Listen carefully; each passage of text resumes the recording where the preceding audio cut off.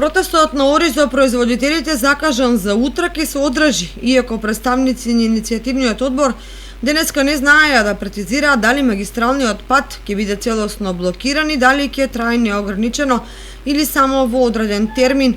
Целта е во Облешево на местото на протестот да дојде ресорниот министер па и премиерот Зоран Заев за да ги слушнат проблемите на оризопроизводителите и да се уверат дека не се работи за политика, туку за проблем кој се повторува секоја година.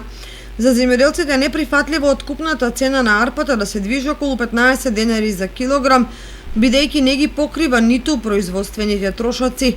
Ако државата не ги притисне преработувачите наместо да увезуваат да го откупуваат домашното производство, кое патем е далеку поквалитетно, тогаш оризовата култура треба да се тргне од сеидбениот план, а оризопроизводството да згасне. Тоа не му оди во прилог никому, особено во време кога се спроведуваат развојни проекти за консолидација на земјиштето, која треба да донесе многу други придобивки.